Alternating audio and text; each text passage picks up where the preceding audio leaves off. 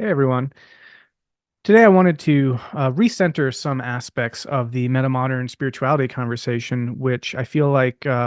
have been recently kind of displaced owing to some very kind of high profile religious conversions and a lot of the really important and interesting and meaningful conversation going on around metamodern Christianity, or just in general, this sort of pivot, the God pivot that's playing out in society at the moment, where a number of folks are finding that conversion to more traditional or orthodox forms of faith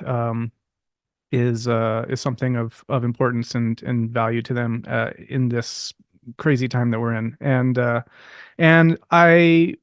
think that pivot that we're seeing is an important thing to pay attention to. And I've been enjoying the conversations that have come from it. I've been enjoying the conversations with Paul Vanderklay and some of that,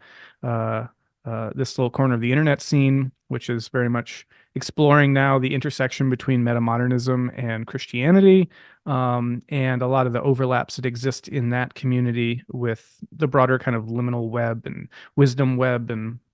metamodern discussion more broadly. All that stuff is great and really important. But in the midst of that, didn't want us to lose touch with some of the things that I personally have been the most excited about as it relates to metamodern spirituality. And so, yeah, in the context of these recent developments, I just wanted to make a video to kind of recenter these things for a minute. Also, because I know that while a lot of what's playing out right now might be really alive for some people, it's not for others. And that a lot of what attracted people to the metamodern spirituality conversation actually has very little to do with trying to, say, re-engage ancient faiths or legacy religions from sort of a metamodern vantage, but actually is much more about exploring new realms of possibility for spirituality and religion. And so, sort of for those folks who are still out there and might feel a bit kind of maybe, I don't know, a sense of frustration, loss of interest, or in kind of extreme cases, maybe even a sense of betrayal that like this part of the conversation now seems to have so rapidly shifted to engagement with, yeah, traditional religion in a way that I think some of us justifiably feel a bit of surprise around. I wanted to just, yeah, foreground certain things that have sort of fallen from the kind of center of the conversation. And if just to reemphasize, bring people's attention back to help us remember that these things are also vital and, for me, the most living aspects of this conversation. And so what I mean by that is, for me, I've been very passionately engaged with the project of developing religion and images and symbols and sort of religious iconography and meaning making beyond postmodern nihilism, beyond a lot of the impasses of sort of modernist critique, etc. I've been, for the past decade or more, very actively involved in exploring the role that creativity and imagination play in the unfolding of new religious sensibilities and religious conceptions, symbols. I've written multiple books, and the bulk of my work is about this topic, whether it's building the cathedral, which is all about personal mythology and developing sort of novel, individualistic ways of approaching, universal transcendent ideas, to my epic poem God, which is all about kind of the death of an old God concept and the rebirth of a new one, and the sort of project to creatively reimagine the sacred for a new time, which I published also in an abridged version called The God Emerging, to my book Emergentism, which is unabashedly just an attempt to frame a new religious model or a new religion for a metamodern world. These things have been the most exciting for me, and one, if not the most important thing that has tethered me to the metamodern discussion space, is finding my tribe, my community, amongst other people who get this kind of project. I was very kind of alone for a long time on these sorts of issues because it's a very hard thing to be able to communicate that you're engaged somehow in what new religion or religious innovation, developing novel concepts of the divine. For a lot of people, that just doesn't make any sense, and for a lot of people, that just sounds like, oh, you're trying to start a cult or something. So I was so heartened to find community in the integral scene and the metamodern scene and the liminal web scene, people who took this idea very seriously and got it, who understood philosophically, conceptually, but also kind of phenomenologically and existentially the importance of a project like this, and how our moment in time is sort of this kairotic moment that sort of calls forth a project of this scope and ambition. And so for me, that's been kind of the lodestar of this kind of undertaking, and has been sort of the thing guiding most of my involvement with sort of the metamodern spirituality community and the stuff that we do here at the metamodern spirituality labs, for example, at Sky Meadow around emergent ritual and exploring these ideas and what they mean in light of modern and postmodern critiques, etc. And so, yeah, in light of then this sort of recent turn to the interest in the kind of fascination with a potential conversion to more traditional devotional forms of religious worship and belief, there's been for me very much a sense of, oh, wait a second, what happened here? And to be clear, this is not at all because the legacy religions are not profoundly important, and so because they very much are. And in the foregoing conversations that I've had,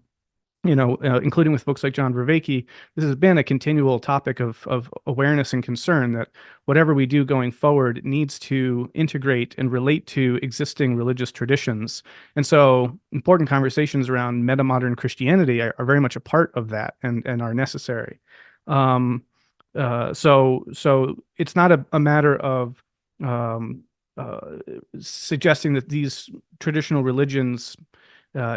aren't going to be a crucial part of the kind of religious makeup of society going forward, and that there aren't going to be crucial conversations and developments that need to unfold within these living traditions to sort of progressively develop them to new levels that will be robust and viable in the future. All of that's a given.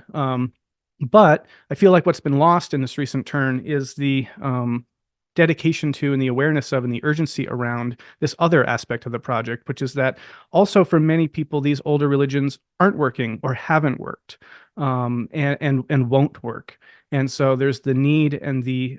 necessity to take up the endeavor of exploring novel terrain, novel spiritual religious terrain, and that to me is what really speaks to my heart, and is just something that I wanted to make sure we didn't lose as we kind of engage this kind of new element, this new wrinkle in the conversation. And just to foreground how crucial this element has been as part of the discussion up till now, I just want to name some of the various projects that people have sort of uh, proposed or been engaged in, that get at this issue. I mean, most probably famously is John Vervaeke's discussion about the religion that's not a religion, and all the incredible work that has been done through the Vervaeke Foundation and the kind of building of this really fascinating wisdom coalition, developing ecologies of practices, and starting to build out some of the infrastructure of that, while remaining true to this vision of trying to reconnect to the genuine aspects that came out of the traditional religions and the wisdom that came with that, without having to retain the problematic two worlds mythology and the sort of problematic aspects of the propositional and the dogmatic elements and all that. And so Vervaeke's work has been fascinating. Um, I personally found it kind of intriguing how a lot of the conversation that is centered on maybe more traditional forms of religion have found so much use of Vervaeke's work, given that he is very much working within a naturalistic framework, and isn't very explicitly trying to kind of just redo older forms of religion. And with great grace and aplomb, I think and great humility as well, he's able to engage more traditional-minded folks and the different traditions in a way that isn't alienating and is very productive and generative and graceful, but also with a great clarity that yeah, that there's a different project here involving being science-friendly, naturalistic, and wisdom-based, and avoiding equivocation in our languaging around religious beliefs and dogmas and propositions. Um, and so all that I think is vital. And I think that we shouldn't lose sight of that in what's going on. But that's just kind of the tip of the iceberg. I mean, people will remember Jamie Wheel's book, Recapture the Rapture, in which he kind of lays out meaning 3.0 as a follow-on to meaning 1.0, which is that traditional devotional religious sense of meaning, and meaning 2.0, which was that sort of modern, liberal scientific sense of meaning. That both of those have kind of collapsed and are untenable now, and we need this meaning 3.0. And that book is very much about sort of, what I call civilizational design. I forget what he refers to that kind of work as, kind of like cultural architecture, I think he calls it. But the need for something like a new religion, with myths and well, with scriptures, let's say, and sacraments and these sorts of elements that help bind communities in the ecologies of practices and a sense of shared identity, in a way that's also non-reactionary and non just sort of kind of regressively oriented towards a kind of past tradition of reclamation, but actually something novel and new. I've already mentioned all of my work. There's obviously the whole Hansi material, and he's written some great stuff on this topic around metamodern spirituality and presenting the notion of the headless God, the God that needs to keep being guillotined over and over again as as things change and evolve and develop, and that being the basis for a genuine spirituality. um, for embracing the modernist insights that kind of trouble more traditional pre-modern notions around supernatural causation and miracles and that sort of a thing, and allowing ourselves to kind of let those things fall away, but then through sincere irony, still allow ourselves to engage with multiple perspectives, including those with the kind of understood background knowledge that that these have been kind of thoroughly critiqued. And so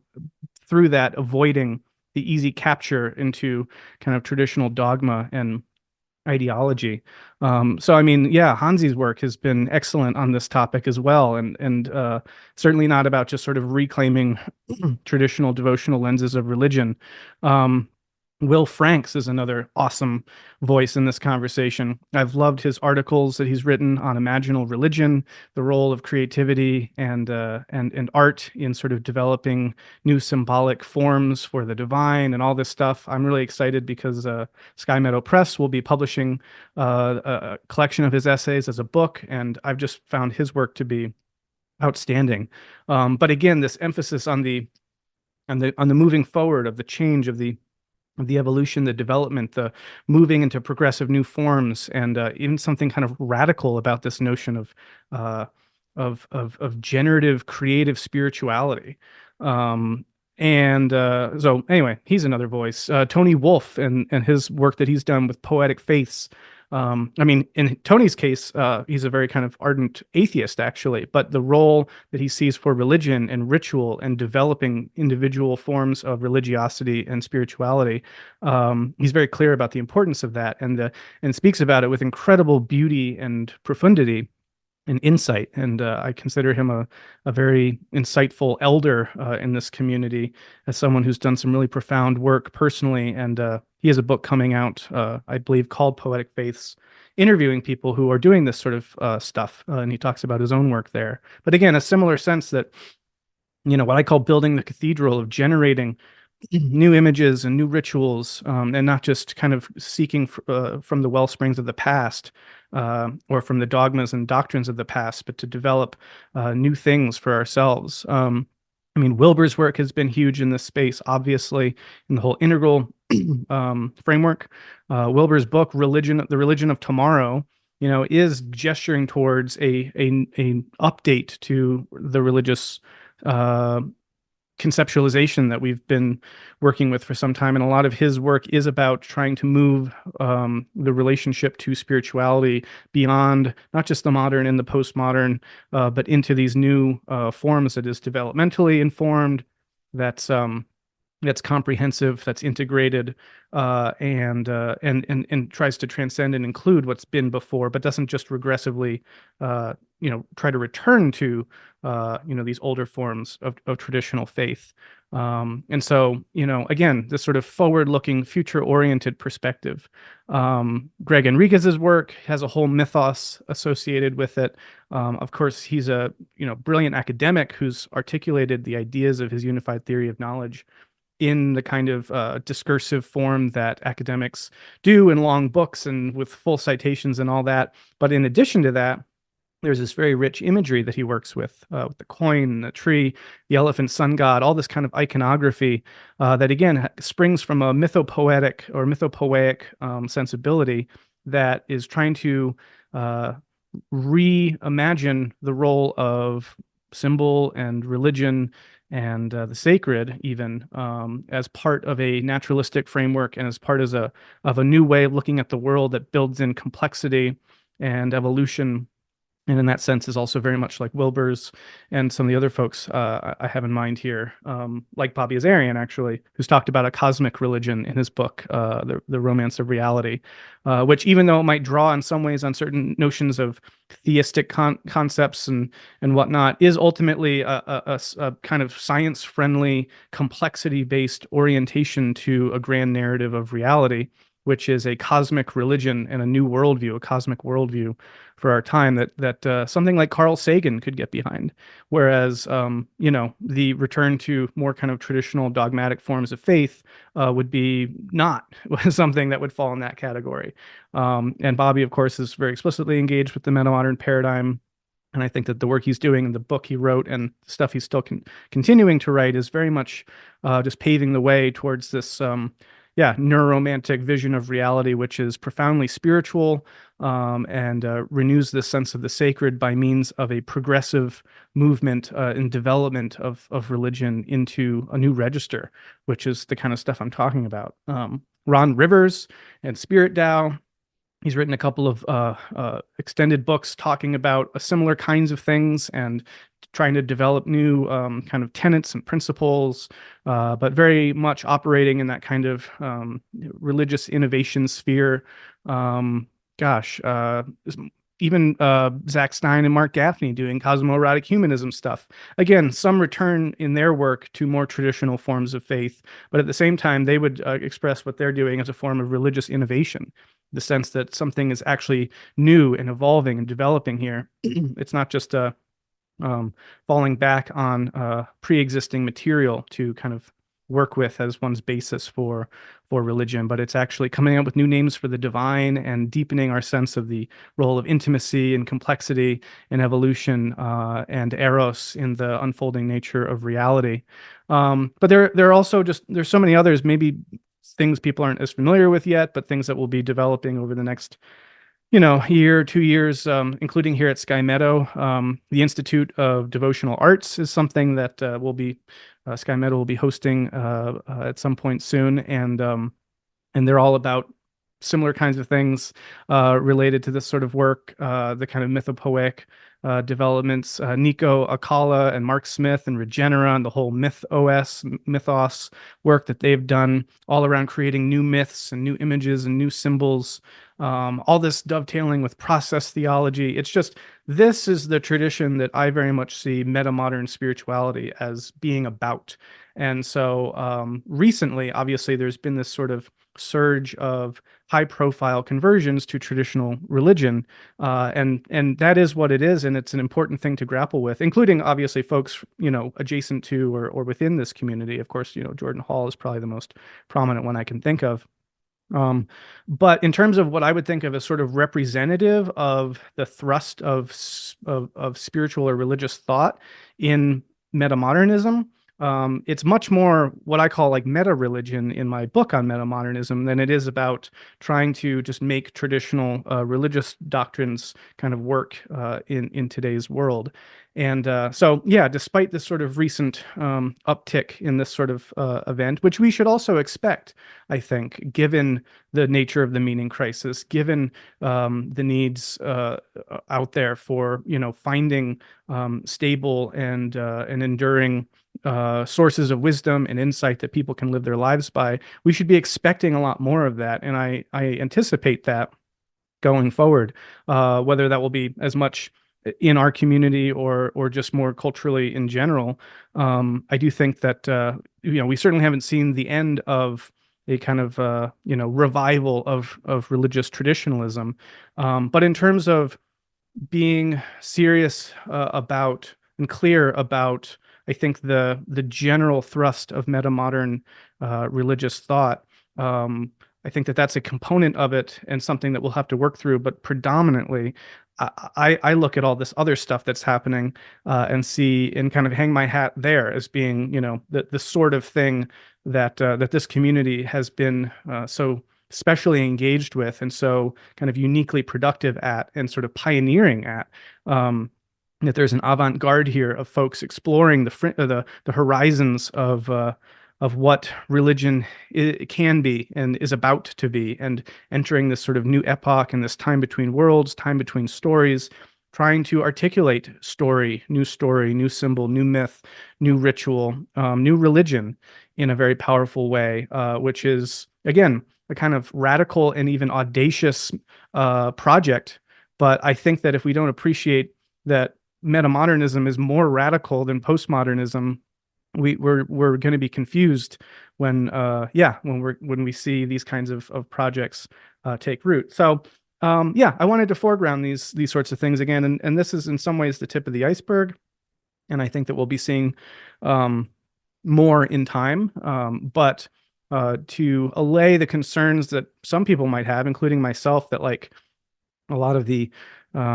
energy around these sorts of efforts has maybe dwindled or been, I don't know, sort of dampened by this sense that, oh, okay, well, I guess what people are going to just do is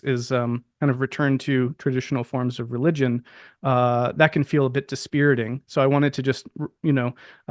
kind of, I guess, encourage us to recall and remind ourselves of these incredible things that are going on, that are still underway, the incredible work that these folks are doing in these kinds of projects, and that this is all still very much just getting started, I guess. So yeah, that was basically what I wanted to do in this video, is just make a case again for recentering these kinds of projects, which are near and dear to my heart, and which I will continue to dedicate myself to as sort of the main thrust of my work. I hope that these will continue to gain sort of more awareness and sort of cultural engagement, and that when we talk about stealing the culture, these are the sorts of ideas that will begin to take hold more and more, even as other forms of traditional revivals will be underway as well, and new reimaginings of traditional religions will be happening. I think we should also expect to see sort of revivals of modernist thought, right? Of this kind of like neo-enlightenment zealotry or something, as well as postmodern thought. So I think as we're grappling with the breakdown in sense making, the breakdown in meaning making, and people are eager to find themselves in kind of a stable home that can orient themselves to reality and give a sense of meaning and purpose and direction and value. We should expect to see the prior epistemes sort of being reverted to in a kind of great energy, and expect that. But what I'm most excited about, and what I'd like to participate most in, is not in that, but in the production of the generation of the unfolding of a new episteme, this metamodern episteme, that gets the notion of the social construction of religion as a dynamic, multi-perspectival, multimodal project that can integrate aspects of the different epistemes while also engaging in some rather, I think, beautiful but also radical forms of new religious expression and discovery, and maybe even understand this as a kind of divine prophetic call in some cases. That there's a deep meaning in this project, that actually the the the divine would be less if there weren't more expressions of its plurality, its possibility, and that people could approach these various projects from the angle of trying to give voice to something new in the divine, if you wanted to view it theologically. Of course, there's also the way that this is playing out as a systems change event, right? The framing of this as a way to leverage a kind of worldview shift that we need at this moment, and the recognition that something like religion is absolutely necessary to get us beyond the sort of chasm that we face, and in a better relationship to reality and ourselves and the world. And along with that just comes a sort of natural understanding that the old ways of doing religion and understanding the divine and the sacred aren't going to be up to that task. And whether that means that we do reconceive of those ancient traditions in a metamodern form, or whether we develop metamodern forms of new religions, I think both of those are going to be valuable. But for me, especially as someone who came out of a very traditional form of faith, who deconstructed that faith, and found the ways in which that traditional devotional lens becomes complicated through modernist and postmodernist critiques, I'm eager to not just kind of try to bring all that back in a new way, but to try to work through that, integrate those insights, and ultimately find new languaging and new forms on the other side, in a way too that can stay true to the heart and the beauty and the soul of the old imagery and the old tradition in its way. So wanted to throw that into the mix and hopefully provide some encouragement for people who have, like me, been very excited by the kinds of projects I've just named, but maybe felt a little bit discouraged that in light of recent events, these things seem to have, I don't know, maybe just kind of been forgotten about or fallen by the wayside, or at the very least aren't kind of top of mind at the moment. So I wanted to bring them back to top of mind and to encourage people to dig into these projects, to embrace them, to start their own versions of them, to consider all the ways that new religious innovation projects are absolutely essential at the moment. And while we need a kind of all of the above approach to religious materials, we need the kind of bold religious visionaries who are willing to get creative and poetic and and start kind of forging new possibilities for the future, which is what attracts me so much to this community. And yeah, I'd love to hear your thoughts on this. I'd love to hear your feedback if this resonates, if you had similar feelings as I did, and or if you don't, if you feel like, as one person mentioned, I think in a Limicon event, that maybe a year ago they would have thought this new religion thing was the way to go, but now they just feel like finding your home in a traditional faith is the only thing that's really possible. Maybe people do feel like there's been sort of a tide that's turned, and if so, I'd love to hear those perspectives. So yeah, share your thoughts and comments. But for those who are passionate about this topic the way that I am, hopefully this also just puts a little more wind in your sails, and we can, without abandoning those other crucial aspects, we can also still carry forward these important projects in a way that can draw on the resources of our attention in a way that we can do both of these at the same time. It's not either or. But anyway, I'll leave it there. Hope this was helpful. Godspeed, my friends.